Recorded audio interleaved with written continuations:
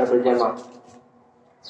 Salawat dan salam semoga Allah tetap curah limpahkan kepada junjungan kita, kepada Nabi besar kita Nabi Muhammad sallallahu alaihi wasallam. Semoga kita termasuk umatnya yang mendapatkan syafaat beliau di hari akhir kelak. Amin amin ya rabbal alamin. Jemaah salat Jumat yang masya Allah subhanahu wa ta'ala, tak terasa Ramadan telah berada di ujungnya, yakni hari ke-30. Walaupun sebagian besar dari kaum muslimin telah melaksanakan sholat hari raya Idul Fitri, dan sebagian lain-lainnya ada yang dilaksanakan esok hari. Fenomena seperti ini janganlah menjadi perpecahan di antara kita kaum muslimin.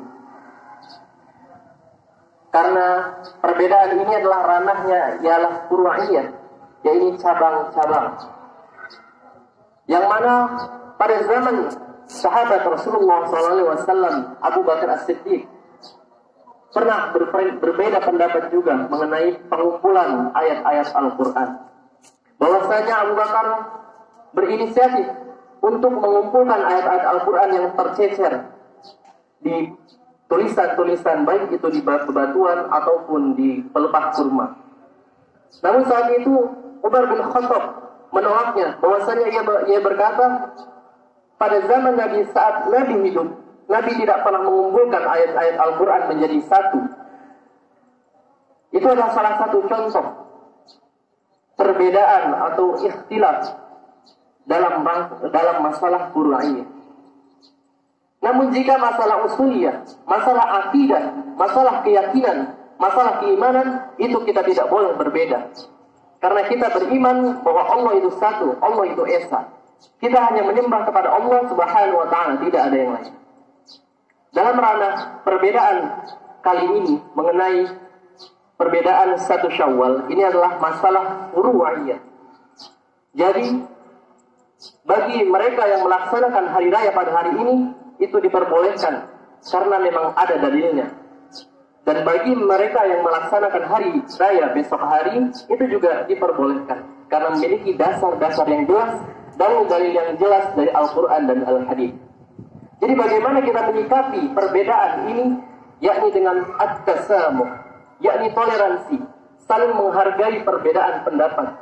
Jangan sampai masalah sepele seperti ini menjadikan kita, umat Islam, terpecah belah, mengkafirkan satu sama lain, menyalahkan satu sama yang lain, dan merasa paling benar. Itu yang tidak dibenarkan oleh Rasulullah SAW.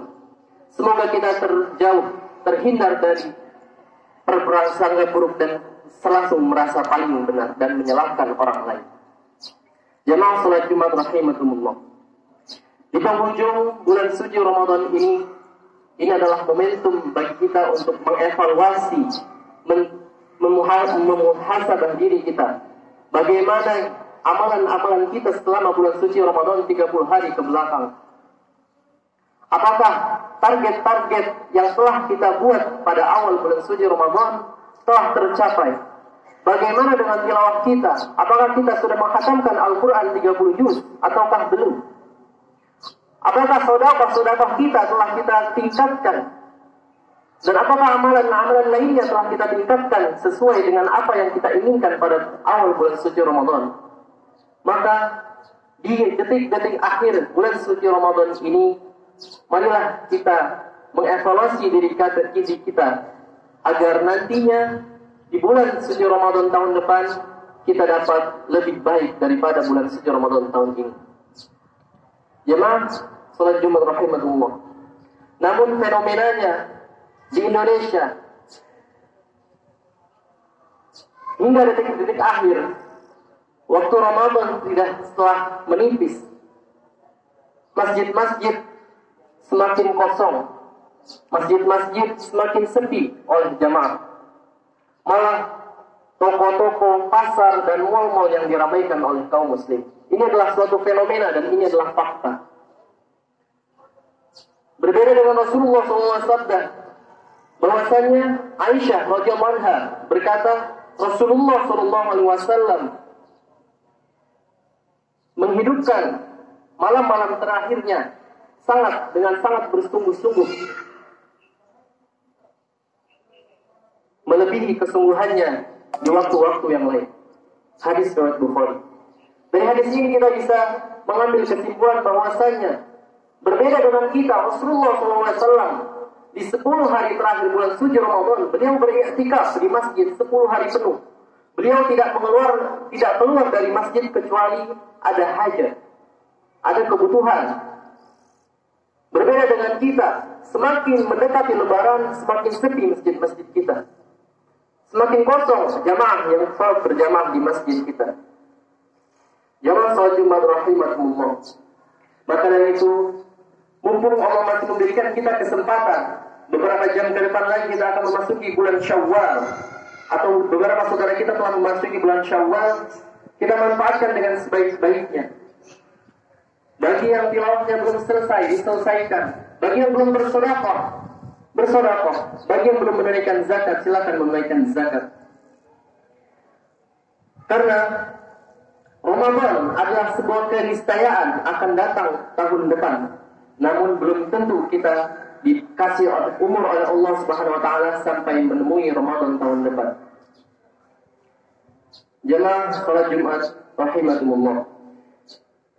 Oleh karena itu, marilah kita mengintrospeksi diri kita, mengevaluasi diri kita, apa saja yang kurang dari diri kita, apa saja target-target yang belum tercapai pada bulan suci Ramadan ini.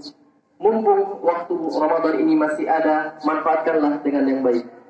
Mungkin itu saja khutbah singkat yang dapat saya sampaikan. Semoga dapat bermanfaat bagi kita semua. Dan yang terakhir, janganlah kita menjadi hamba Ramadan. Janganlah kita menjadi hamba Ramadan. Kita beribadah, bersolat berjamaah hanya di bulan Ramadan saja. Namun di luar bulan suci Ramadan kita tidak melaksanakan ibadah. Karena sesungguhnya kita adalah hamba Allah. Wa ma khalaqatul jinna wal insa illa liya'budun. Sungguhnya tidaklah Allah menciptakan manusia dan jin hanya untuk beribadah kepada Allah Subhanahu wa taala. Jadi jangan jadikan bulan suci Ramadan ini ajang kita beribadah, kemudian setelah bulan suci Ramadan kita berhenti dari beribadah kepada Allah Subhanahu wa taala. Karena sesungguhnya Ramadan ini Allah sediakan untuk kita, Allah berikan kepada kita sebagai madrasah, sebagai sekolah, agar kita bisa melanjutkan kehidupan kita di 11 bulan berikutnya dengan tetap istiqamah beribadah kepada Allah Subhanahu wa taala.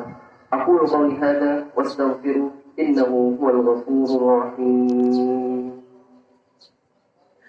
Allahumma shalli ala sayyidina Muhammad wa ala ali